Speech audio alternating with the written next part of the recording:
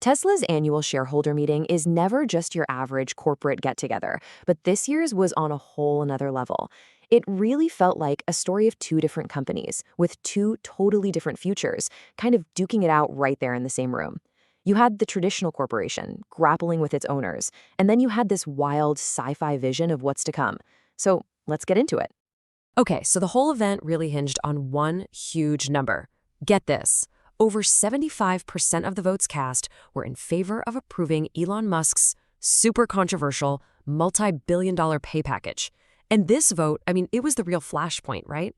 It was the climax of this whole debate about the company's direction, its leadership, and who's really in charge.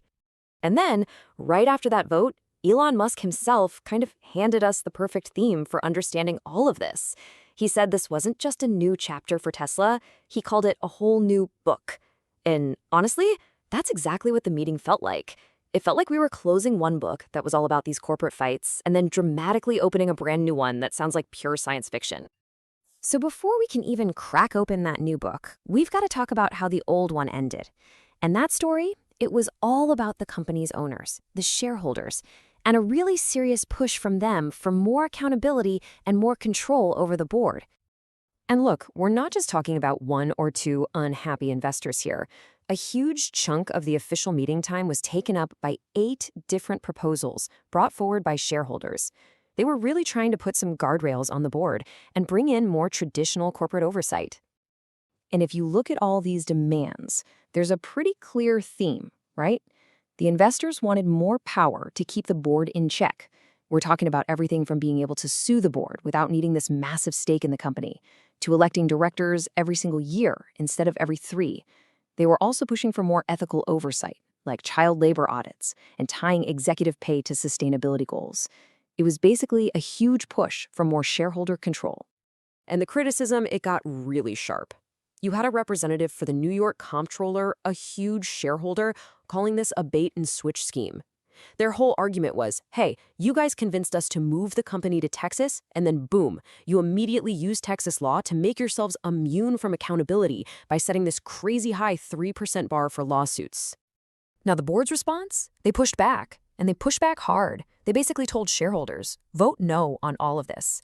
They argued that these rules were either not needed, or worse, they'd just bog the company down with silly lawsuits that would be a huge distraction from the mission.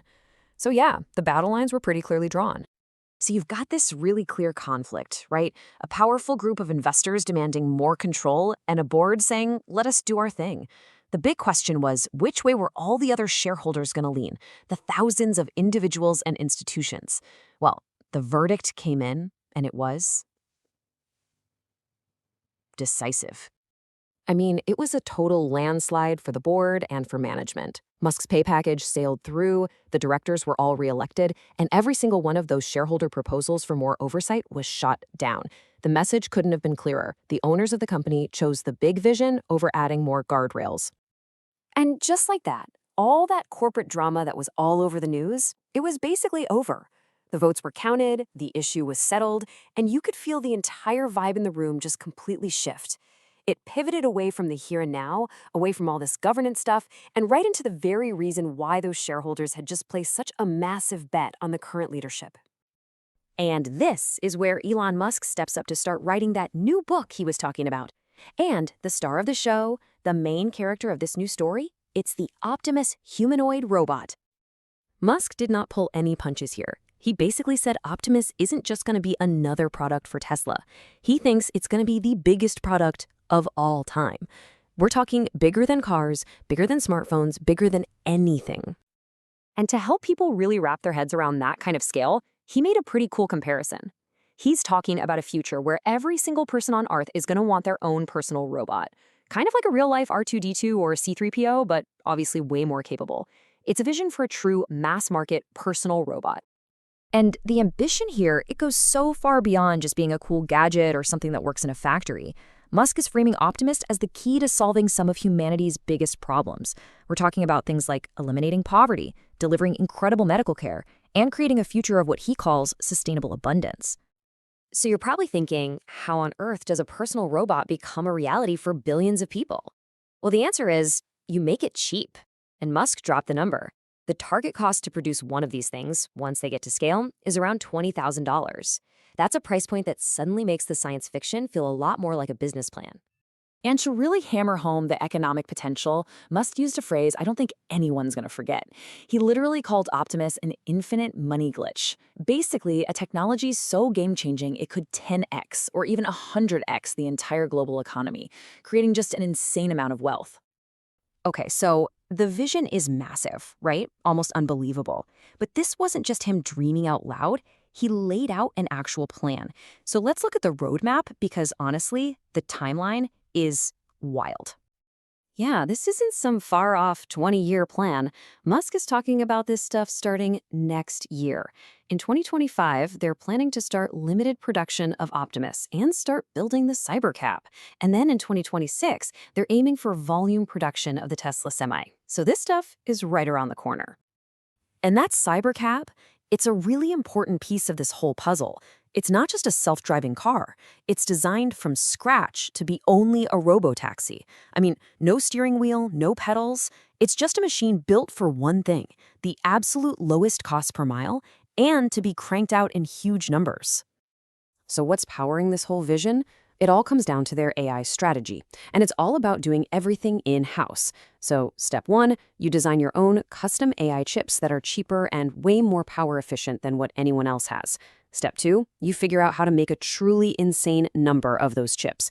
And then step three, you use that unique AI hardware and software to run your whole fleet of autonomous cars and robots. And all of this really leads to a major update to Tesla's official mission statement. It's not just about sustainable energy anymore. The new mission is now all about achieving what they call sustainable abundance, specifically using AI and robotics. So when you step back and look at the whole meeting, you really saw two completely different Teslas.